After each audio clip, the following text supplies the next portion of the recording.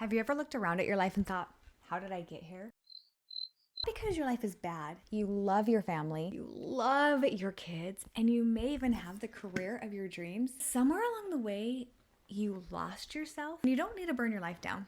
You don't even need to start over. Sometimes you just need a few thoughtful renovations. Hi, I'm Natalie, and welcome to Charming Fixer Upper, where we are renovating our confidence, simplifying our lives, and proving that your best chapter does not have to be behind you. I have spent years chasing the next best thing, thinking if I could just get to weight loss, moving states, budgeting routines, organizational tips, changing jobs, better routines, better skincare, better finances, better balance. We have moved 29 times in 16 years of marriage. For our last move, we sold 90% of our belongings, packed up, and literally moved across the country. I kept thinking I'd finally arrive, I would reach a goal, just have another one pop up. And then I finally realized something. I needed to start working with the life that I already had. Instead of chasing the perfect house, creating a peaceful home. Instead of the perfect body, a healthy, strong body. Instead of the perfect, trendy wardrobe, clothing that made me feel confident and happy. I've let go of those perfect routines and I'm instituting systems that actually work for my brain and my family. And I've walked away from a perfect business and grabbed onto freedom. And when you do these things, this becomes your philosophy. Let's talk about the rooms of our life, because this channel is going to be talking about renovations and not just renovating a home, because I feel like every single aspect of my life, I am constantly trying to chase something instead of building from what I already have. Room one, we're addressing confidence. I don't think that confidence comes from losing 10 or 20 pounds. It comes from making and keeping promises to yourself. Then there's room two. We're gonna go into beauty. And I'm not talking some 20-step skincare routine that is unmanageable and I can't be consistent with. I want skincare that fits real life. By the time I'm crawling into bed at night, I am wiped out. I don't want to be in the bathroom for another 45 to 50 minutes taking care of my skin. Now, I do want to mention, I'm very new to skincare and I was raised with the mentality that skincare companies just want your money. They don't actually work, because I think it was the way that my parents survived being poor. They had 8 daughters.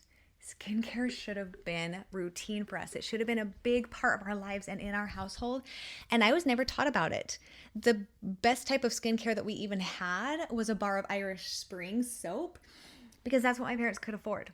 And my dad swore by, and still swears by, Suave shampoo, because that's what he can afford.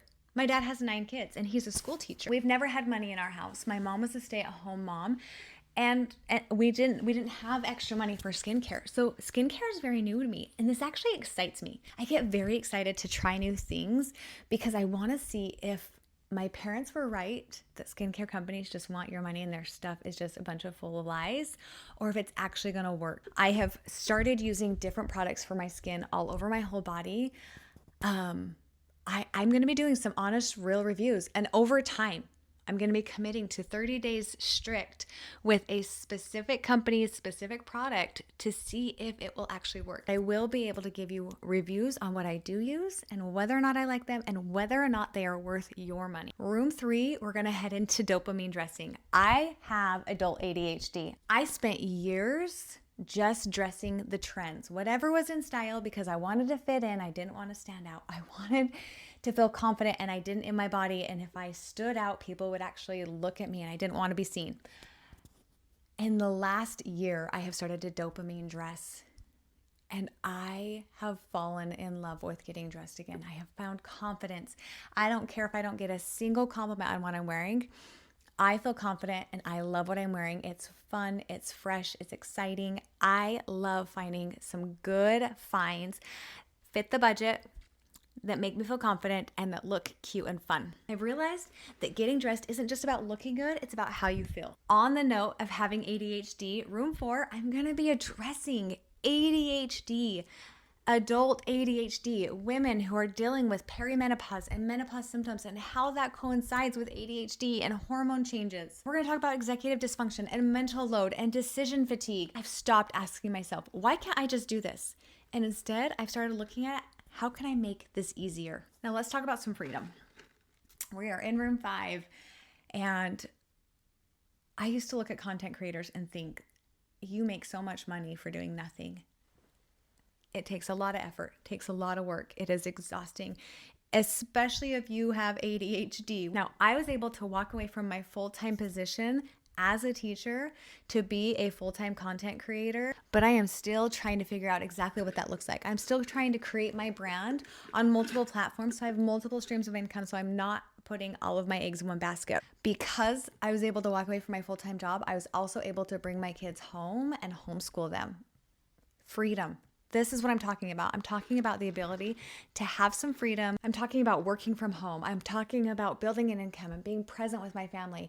I'm not just talking about wanting money. I am talking about wanting options. Probably the most difficult is going to be room 6, because we're going to discuss marriage. Marriage.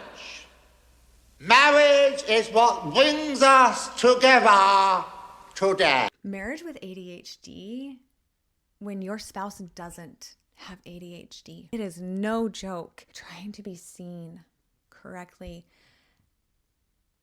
especially because we're oversensitive.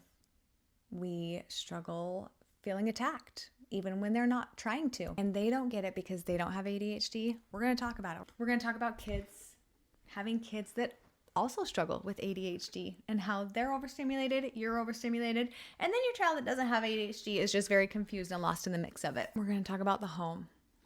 When we're talking about renovations, I also love to upgrade and update my home. When we moved across the country, we actually bought a new build, and it is builder grade, and I have already started doing little things to make it ours, but we're gonna watch that. We're gonna do this. We're gonna do this together. We're also gonna make some memories, and I'm gonna bring you guys along for it. I've learned that nobody remembers if the baseboards were clean. They remember how they felt in your home. This channel isn't about perfection.